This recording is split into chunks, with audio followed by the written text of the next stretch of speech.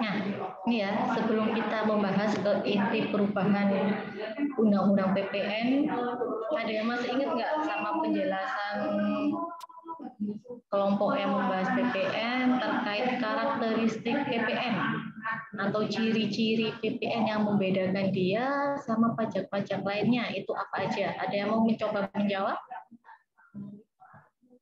Saya Bu mau mencoba menjawab. Mbak Okta? Ya, kalau PPN itu dikenakannya itu terus-menerus. Jadi misalkan dari penjual pertama, terus kemudian dijual ke pembeli itu ada PPN, terus kemudian kalau pembeli mau menjual lagi nanti ada PPN-nya. Oke, ini namanya multi state tax ya. Oke, benar ya. Itu salah satunya. Ada yang mau menambahkan? Karena ciri-cirinya ada beberapa ya, ada banyak ya.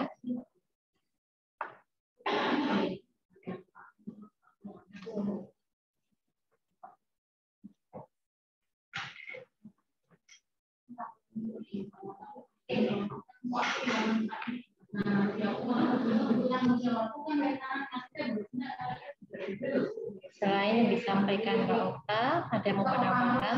Jadi tadi Mbak Okta sudah menyampaikan kalau salah satu ciri PPN adalah dia multi state tax.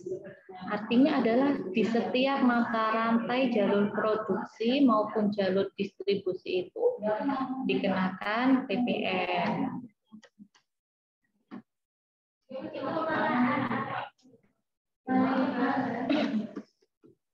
Ayo, yang lainnya. Saya, Bu. Silakan, Mbak. Merupakan pajak yang tidak langsung. Mbak Andini. Oke, benar ya. Dia merupakan pajak tidak langsung. Jadi itu antara pemikul beban pajak dengan penanggung jawab atas pembayaran pajak ke kas negara itu berada di pihak yang berbeda.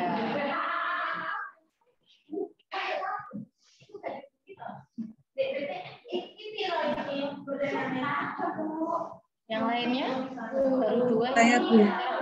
Mungkin ciri-cirinya.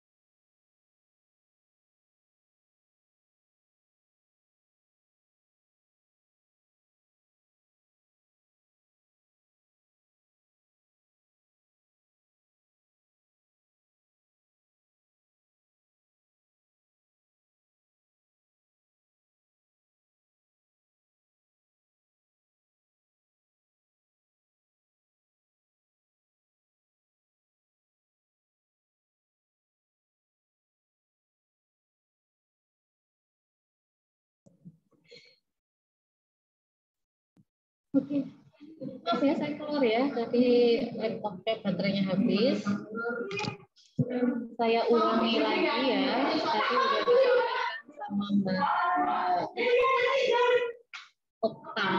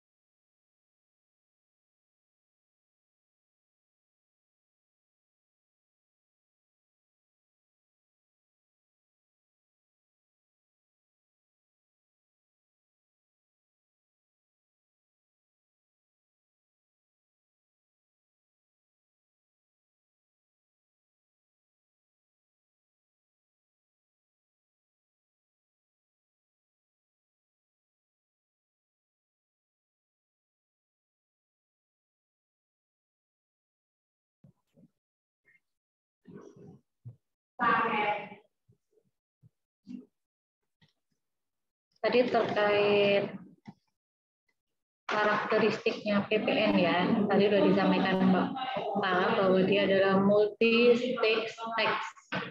Artinya di setiap mata rantai jalur produksi maupun distribusi itu dikenakan PPN.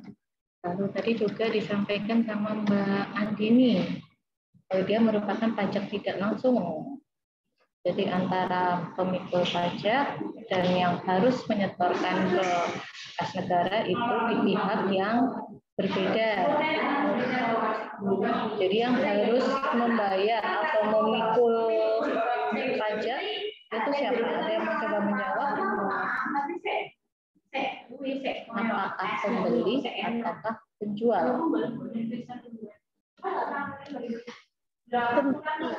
Pembeli. Apakah yang dimaksud pemikul beban pajak?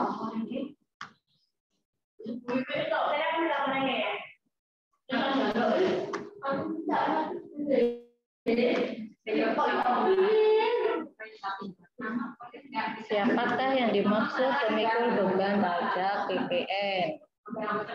Pembeli, Bu. Kepada dia, pembeli atau penjual? Pembeli, Bu. Pembeli. Pembeli atau penjual?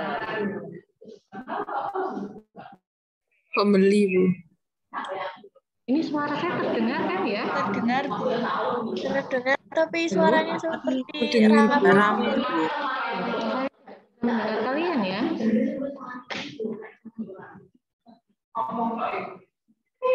Suara saya terdengar?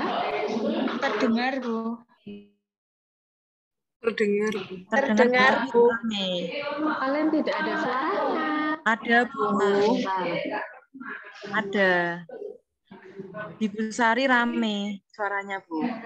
Oke, Iya, kembali ke di pertanyaan besar saya. saya. Jadi siapa? Pembeli atau penjual? Iya, beli, Bu. Pembeli. Beli, Bu.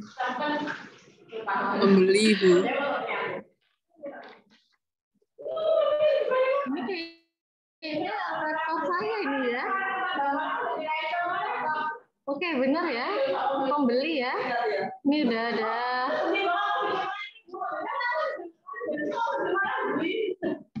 Iya ya, di sini lagi pada heboh ya. Jadi maaf kalau terganggu. Tapi semoga kalian mendengar ya. Kalian bisa jawab lewat chat aja ini. Udah benar semua ya di pihak pembeli. Jadi yang harus membayar pajaknya ke kas negara itu pihak penjual. Oke, selain dua karakteristik itu, apalagi? Untuk Bersifat objektif, Bu. Pungutan yang bersifat objektif, Mbak Zelva. Benar, oke ya? Bentar, ini sekalian saya tulis ini ya namanya.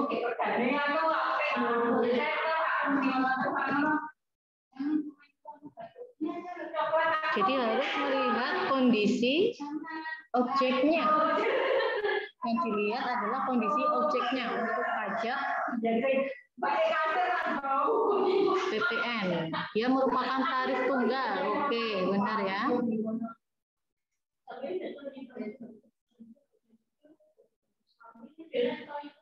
Mbak Nida, dia sebagai pajak atas konsumsi dalam negeri. Ya.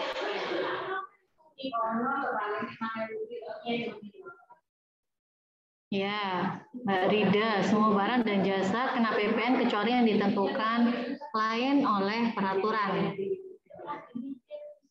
Satu lagi, ada yang terlewat ini. Bersifat netral, oke.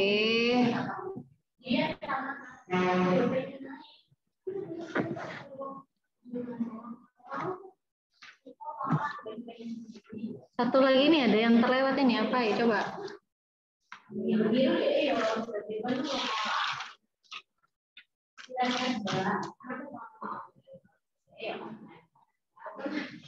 Tidak menimbulkan pajak ganda, oke.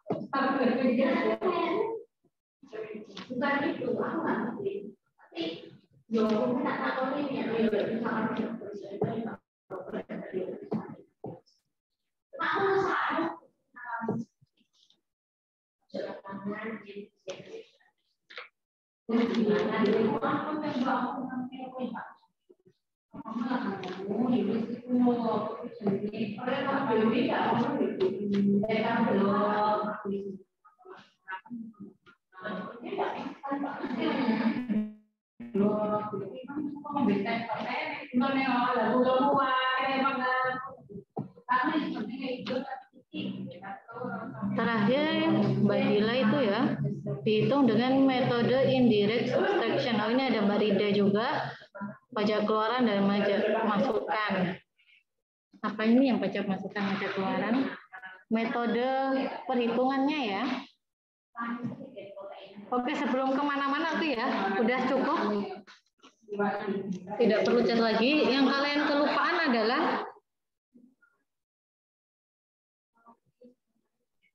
mekanisme pemungutan PPN itu menggunakan faktur pajak. Nah, ini belum ya, belum sempat kalian sampaikan. Jangan lupa kalau PPN itu menggunakan faktur pajak.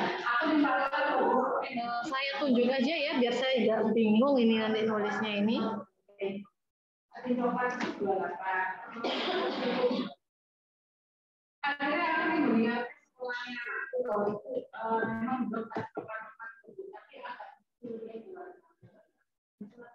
Sebentar.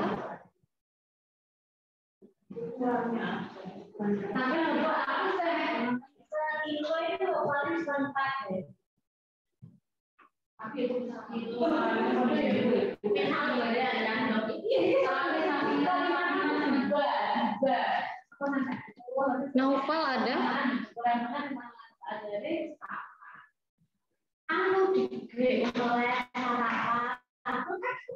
Naufal ada ya ini ya? Naufal Ihsan. Mas Naufal coba sampaikan pemahamanmu apa itu faktur pajak.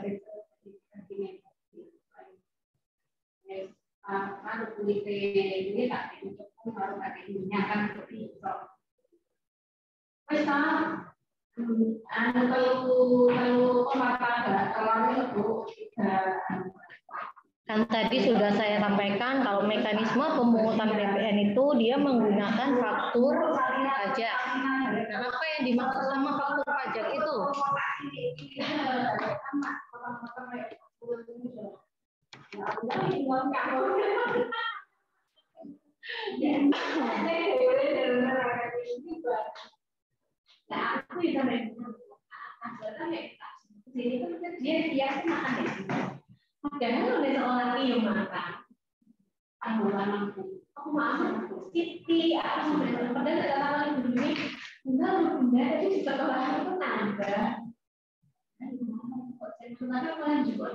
Novel.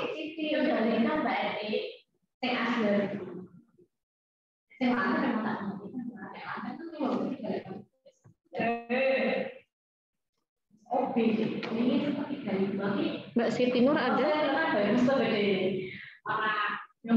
Oke, ini Mas Novel udah ya menyampaikan bahwa faktur pajak adalah bukti pungutan pajak yang dibuat oleh pengusaha kena pajak yang melakukan penyerahan barang kena pajak atau penyerahan jasa kena pajak. Oke ya, ini udah lengkap ya yang disampaikan Mas Novel juga udah benar.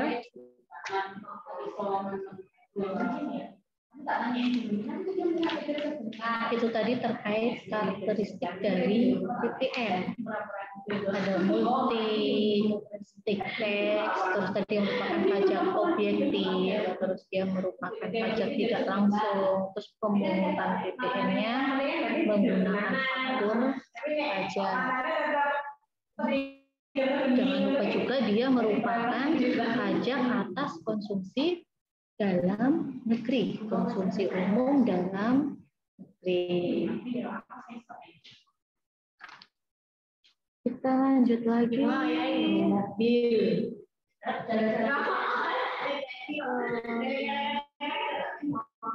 PPT-nya tadi.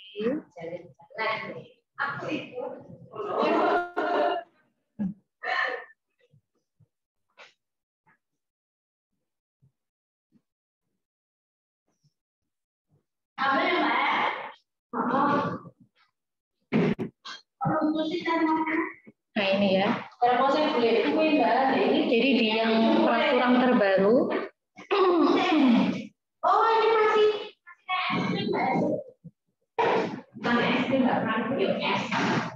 Jadi undang-undang HPP ada beberapa perubahan. Yang pertama ini ada pengurangan objek dan fasilitas PPN. Lalu ada perubahan tarif PPN juga. Sama ada pasal baru ini, pasal 9A. Kita coba sekilas bahas ya.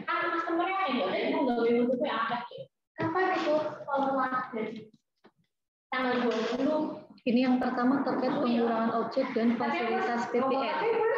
Jadi di undang-undang HPP ini ya ada dari barang dan jasa yang dikecualikan dari pengenaan PPN. Meliputi makanan atau minuman karena merupakan objek PDRD. Objek PDRD itu pajak daerah, retribusi daerah. Lalu uang atau emas batangan, atau SPN, jasa keagamaan, jasa kesehatan atau hiburan, merupakan objek PDRD, jasa perhotelan juga sama ya, PDRD, jasa pemerintahan, jasa parkir, objek PDRD, dan jasa boga atau catering, merupakan objek PDRD. Lalu ini ada fasilitas pembebasan PPN diberikan terhadap barang kebutuhan pokok, jasa kesehatan, jasa pendidikan, jasa pelayanan sosial, dan beberapa jenis jasa lainnya. Masyarakat berpenghasilan menengah dan kecil tetap tidak perlu membayar PPN atas konsumsi kebutuhan pokok, jasa pendidikan, jasa kesehatan, dan layanan sosial. Lalu ini ada pengaturan kembali rincian kriteria fasilitas PPN. Jadi semula awalnya ini ada 15 kriteria. Nah ini sekarang sudah menjadi 10 kriteria fasilitas PPN. Ini PPT-nya bukan dari saya ya, ini dari sosialisasinya DJP ini kalau nggak salah ini. Ini untuk kenaikan tarif PPN ya. Jadi sekarang tarif kita itu 11%.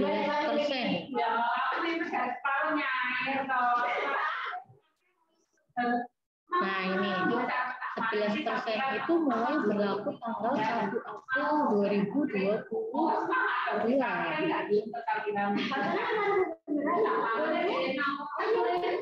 Jadi kalau di UAS nanti kalau misalnya ada kasus PPN yang kalian lihat tanggalnya itu setelah tanggal 1 April 2022 berarti dia memakai tarif yang 11%. Dan nanti ini ada rencananya pemerintah baru ini ya di tahun 2025 PPN nanti akan menjadi 12%.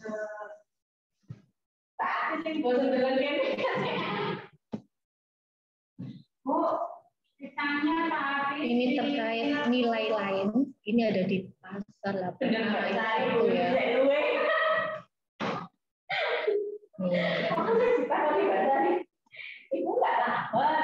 PPN yang terutang dihitung dengan cara mengalihkan tarif sebagaimana dimaksud dalam pasal 7 dengan dasar pengenaan pajak yang meliputi harga jual, kemudian nilai ekspor, dan nilai lain atau nilai lain. Ini terkait nilai lain ya. Jadi untuk menghitung PPN yang menggunakan nilai lain. Ada di pasal 8A, pasal 8 ini ada ayat 1, 2, 3. Ini yang keduanya udah dihapus. Yang ketiga ini pajak masukan atas perolehan barang kena pajak dan atau jasa kena pajak, impor barang kena pajak, serta pemanfaatan barang kena pajak tidak pemanfaatan jasa kena pajak dari luar daerah pabean di dalam daerah pabean yang dalam perhitungan pajak pertambahan nilai terutang menggunakan dasar pengenaan pajak berupa nilai lain sebagaimana dimaksud pada ayat 1 itu dapat dikreditkan. Ini sebelumnya tidak ada ini. Ini baru ditambahkan ini. Jadi intinya adalah dalam menghitung PPN untuk kasus yang DPP-nya berupa nilai lain. Nilai lain itu ini ya. PPN-nya itu dapat dikreditkan. Ini yang baru ini. Yang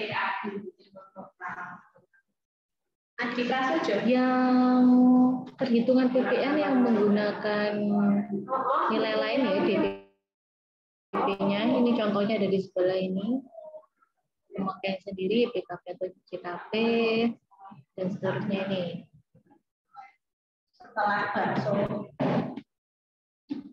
Ini untuk besaran tertentu, ini yang pasal baru ini. Tadi saya bilang ada pasal baru. Ini pasal 9A ini. Terkait besaran tertentu. Pengusaha kena pajak dengan ketentuan mempunyai peredaran usaha dalam 1 tahun itu tidak melebihi jumlah tertentu, melakukan kegiatan usaha tertentu, melakukan penyerahan barang kena pajak tertentu, dan atau jasa kena pajak tertentu, dapat memungut PPN yang terutang dengan besaran tertentu. Atas pajak masukan perolehan CKP atau dan pemanfaatan CKP tidak berupa dikreditkan. Nah ini ada contoh ya, usaha kena pajak yang masuk ke dalam ketentuan ini. Ini ada PKP dan peredaran usaha kurang dari 4,8 miliar. PKP yang melakukan penyerahan jasa pengiriman paket, PKP melakukan penyerahan jasa biro perjalanan wisata dan seterusnya ini, PKP yang melakukan penyerahan jasa pengurusan transportasi dan seterusnya ini. Jadi kalau PKP ini melakukan transaksi yang terutang PPN atau dia membeli sesuatu ya atas pajak masukannya itu tidak dapat dikreditkan. Terkait pajak masukan ini, jadi kan kalau mekanisme terkait mekanisme pengenaan PPN ya, ini mekanisme umumnya kita harus menentukan pajak masukan dan pajak keluarannya dulu. Yang selain itu kalian lihat mana yang lebih besar pajak masukannya atau pajak keluarannya. Sebelumnya ada yang mau menjelaskan nggak? Apa itu pajak pemasukan, apa itu pajak keluaran.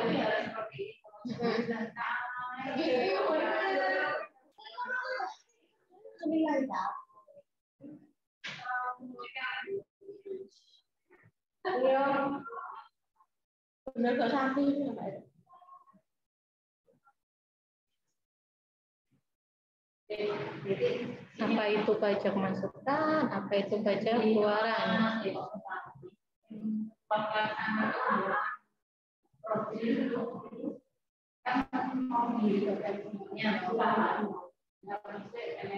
Oke. Pajak masukan ketika pembelian barang, pajak keluaran ketika penjualan barang. Oke, udah disampaikan sama Mbak Okta ya. Sederhananya seperti itu ya.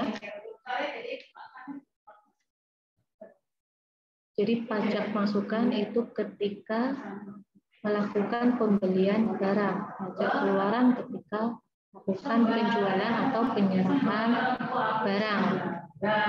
Jadi pajak keluaran itu misalnya setiap pengusaha yang kena pajak atau PKP yang melakukan penyerahan BKP atau CKP. Itu kan dia harus memungut pajak ya. Nah, pajaknya itu yang dinamakan pajak keluaran. Dan sebaliknya berarti ya, kalau ada pengusaha kena pajak yang dia membeli barang kena pajak atau jasa kena pajak dari pengusaha kena pajak lainnya, nah kalau membeli kita membayar pajak. Nah, pajaknya itu yang dinamakan pajak masukan. Nanti kalian hitung pajak keluarannya lebih besar atau lebih kecil. Kalau misalnya pajak keluarannya lebih besar daripada pajak masukan, itu artinya terjadi kurang bayar PPN. Pajak keluaran lebih besar dari pajak masukan ya. Terjadi kurang bayar. Kalau kurang bayar itu berarti harus dibayar paling lama akhir bulan berikutnya. Dicontoh bulan berikutnya paling lama.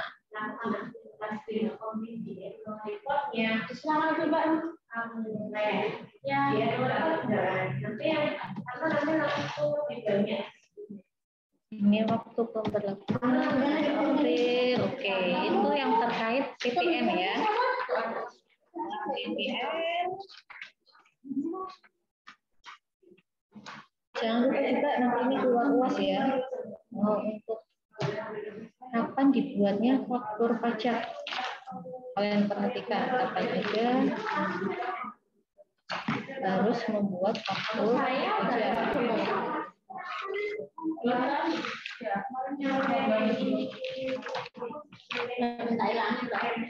Nah, lalu kita sekilas aja ini terkait PBB, pajak bumi dan bangunan. Jangan lupa PBB itu ada dua ya, PBB P2 sama PBB P3.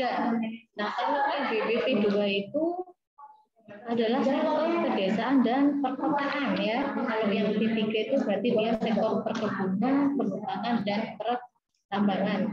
Untuk menghitung BPHDP sederhana ya, sudah disampaikan sama kelompok presenter ya. Jangan lupa ada NJO PTKP dan setiap daerah itu beda-beda ya. Nanti kalau keluar waktu UAS ada itu sudah saya cantumkan NJO PTKP daerah tersebut berapa. Yo saya dulu Kak. Yang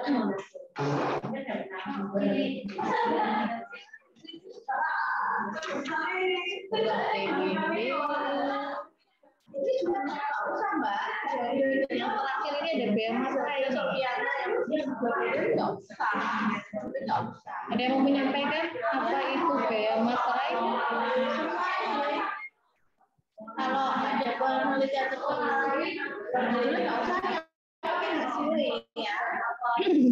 apa itu bea masrai? Yang betul ini nggak usah ya.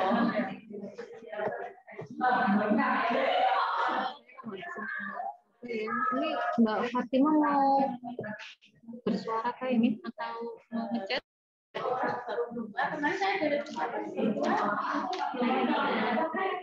Apa yang dimaksud? Bea materai.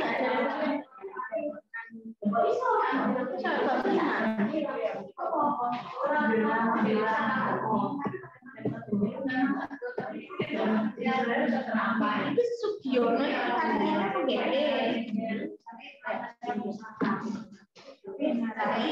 Mbak Andini, oke. Ini juga sederhananya ya, bea materai adalah pajak atas dokumen. Jangan lupa. Nah ini disampaikan Mbak Dila. Pajak atas dokumen yang terutang sejak dokumen tersebut ditandatangani oleh pihak-pihak yang berkepentingan. Oke. Ada tambahan ya dari Mbak Dila ya. Jadi bea materai itu adalah pajak atas dokumen yang dipakai oleh masyarakat dalam lalu lintas hukum, yaitu dokumen yang bersifat perdata. Jadi dokumennya yang sifatnya perdata. Tapi jangan lupa ya, dokumen yang sifatnya publik itu tidak dikenakan bea materai. Contohnya apa? Oh, STNK, penikah atau melahirkan, nah itu tidak dikenakan bea materai. Sekarang tarifnya cuma satu, ada yang tahu berapa? Semuanya. Oke, sampaikan Mbak Rida ya. Sudah benar, 10.000 ya sekarang. Oke, itu aja ya sekilas ya. Di sini sepertinya mungkin kalau misalnya ada pertanyaan terkait materi setelah UTS, kalian langsung tanyakan aja di WA Group, nanti akan saya jawab. Saya foto aja buat absennya.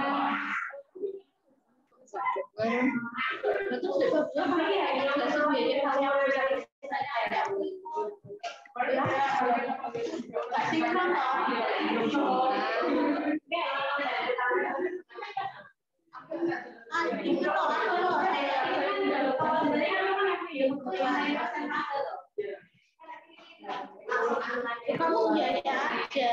Ini 25 menit partisipan. Padahal mahasiswanya ada 27 ya, berarti dia nggak masuk ya. Produksi aja biaya lakukan ya. Kalau kayak gini saya bisa biayanya. Berarti itu ganti loh.